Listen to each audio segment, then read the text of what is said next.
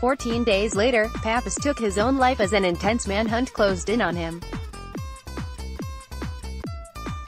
A decades-old grudge surfaced as possible motivation. Hausknecht performed an operation on Pappas' mother 20 years ago, and the mother died on the operating table. Police allege Pappas plotted the physician's death for a long time. After the doctor's killing, Pappas got his affairs squared away for his own imminent departure or death, even while apparently trying to throw investigators off his trail, police and acquaintances reveal. Here is what we know about what Pappas was doing in his last days, and how the investigation unfolded. Pappas, a real estate broker and former constable, has prepared to transfer the deed for his 3-bedroom, 2,100-square-foot ranch house in Houston to a woman he knows who lives in Ohio. A courier, Joe Donaldson, says Pappas asked him on this day to pick up paperwork relating to the deed, but Donaldson couldn't pick it up.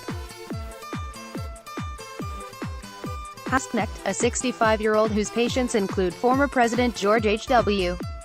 Bush, is shot and killed while on his roughly 2-mile bike commute to Houston Methodist Hospital, where he'd worked over 3 decades. Hausknecht and the gunman were seen riding their bikes in the same direction on the same street, and soon afterward, Hausknecht was shot in front of a hotel, not far from the hospital, police say. The gunman is believed to have pedaled away. Georgia Shea, the renowned cardiologist's wife, would later say, citing police, that her husband was riding through a construction area when the gunman rode up in front of him, turned around to face him and fired 3 shots. Police release a composite sketch of the suspected gunman. The public gets its first look at surveillance images of the cyclists, and it's becoming apparent that the suspected gunman was following the doctor. Houston police release 4 still images from the day of the shooting. In the first 3, Hausknecht pedals north on Main Street, crossing an intersection around 8:47 a.m. On July 20th, a suspect follows. In the 4th image, the suspect is pedaling away at 8:48 a.m., moments after the shooting, police say. Pappas contacts Donaldson again. The courier goes to Pappas' home to fetch the deed paperwork and take it to a courthouse, Donaldson recalls later. Pappas was acting very nervous, Donaldson said. Pappas cracked the door open and peeked out, then opened the door wider. He was looking up and down the street to see if anybody else was there. And then he passed me the envelope, Donaldson said. Donaldson said Pappas called him 3 times that day to make sure the documents were filed. This is also the day that Jeanette Spencer, of Painesville, Ohio, who had known Pappas for 25 years, learns that his home was being deeded to her. She received notification in the mail, she later tells Northern Ohio's News Herald newspaper. Also this day, police give the public its first up-close look at the suspect, releasing video and still pictures captured from a Houston Metro Lift bus on the day of the shooting. The images show the suspect trailing Hausknecht closely on Main Street, just 3 blocks from where the surgeon was shot. By now, police are saying the suspect wore a blue, short-sleeved polo shirt, a ball cap, khaki shorts, and an olive green backpack. Spencer, the Ohio woman, calls Pappas this day. He tells her he's deeded her the home because he has a terminal illness, she recalls later to the News Herald. By now, someone has listed several guns, ammunition, tactical vests and ballistic plates for car doors on a firearms auction website.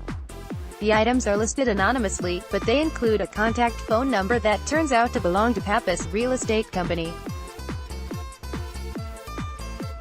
The listings are time-stamped in the late morning of July 25. CNN reported about these postings the following week, after police named Pappas a suspect.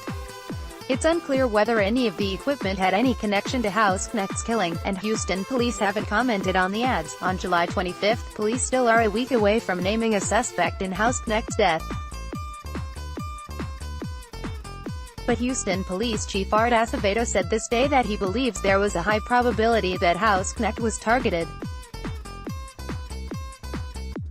Acevedo declined to say why he believed so, and he emphasized that investigators still were not certain of the motive. Officials reveal that Hausknecht was shot 3 times. The cause of death was gunshot wounds of the head, torso and left upper extremity, the Harris County Institute of Forensic Sciences says. Pappas, it appears, is still at home.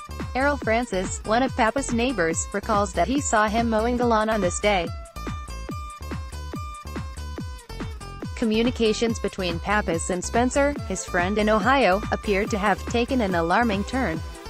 Pappas texts Spencer to say he was committing suicide, and gives her instructions on how to secure the house. She recalls to the News Herald, "Sorry for handling things this way." The text reads, according to the News Herald. House and property is now yours. Please make the best use of it for you and your daughter. Spencer says she tried to call Pappas, but the calls went straight to voicemail. She then called police, she tells the News Herald, but it's unclear when she called. Meanwhile, Houston police release new footage of who they believe is the gunman. They say it's another surveillance video and a new set of still pictures showing the suspect on a bike in a neighborhood around 8:49 a.m. July 20th. Immediately following the doctor's shooting, a number of developments turn investigators' attention toward Pappas. Police on July 31st get a tip from two neighbors that he may be the bicyclist in the surveillance video released a day earlier. Also, an out-of-state family friend tells police that she texted Pappas to see whether they could get together, but he responded by text to say he was going to kill himself, police say later in a probable cause affidavit. That woman's mother then tells police she had recently received the deed to his house and the title to his vehicle, and that subsequently Pappas told her he had a terminal illness, according to the affidavit. It's not clear whether the woman in the affidavit is Spencer, the woman who talked to the News Herald. Officers go to Pappas' home and don't find him. But over 2 days, investigators do find materials that showed Pappas was intensely interested in Hausknecht, and it appeared that his mother's surgery 20 years ago was a link, police have said. The material included a very extensive intelligence file on Hausknecht, containing information about the surgeon's residence, place of employment and other personal information. Police Chief Acevedo has said, if you think about his fascination with the doctor, the only thing we can think of is the connection between his mother dying over 20 years ago during surgery, Acevedo said. We can't say definitively that that's the motivation behind this killing, but there's nothing else that would explain it, according to the affidavit. Police also found Pappas' last will and testament in his kitchen, 3 boxes of .22 caliber ammunition in the garage. Police have said .22 caliber shell casings were found at the site where Hausknecht was killed, a large piece of metal near the house's front door placed in a way to buttress the door against any attempt to force entry into the residence. Pappas' black Ford Crown Victoria in the garage with the back seat removed, leaving enough room for a bicycle to be placed there. A draft of what would have been a report to police alleging that a 10-speed Schwinn bicycle had been stolen sometime between July 19th and July 25th. Police have said he owned such a bike, and that the stolen bike report was never sent to police.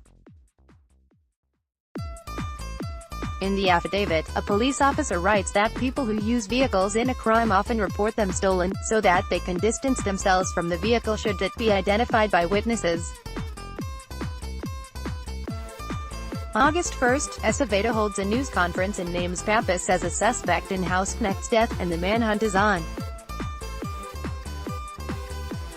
Police still don't know where Pappas is, but they returned to his home on this night after someone called to report a man riding a bike near the home.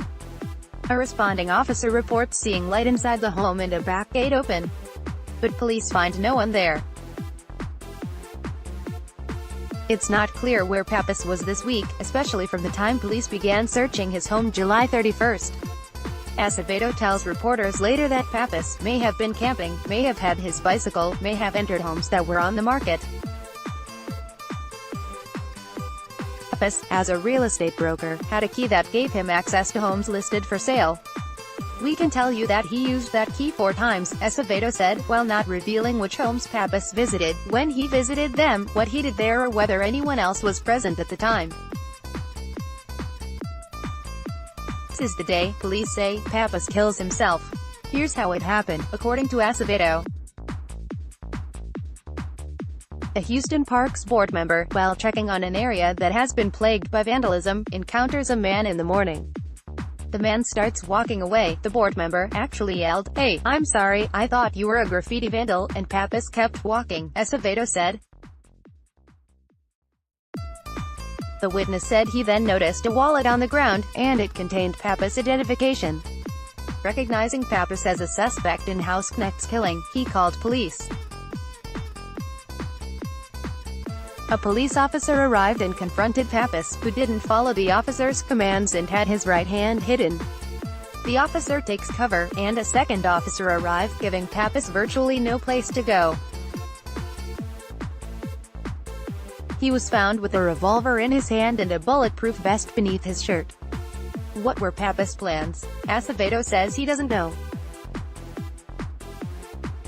Given that Pappas was wearing a bulletproof vest, Acevedo says he doubted Pappas' plan to end his own life when he did.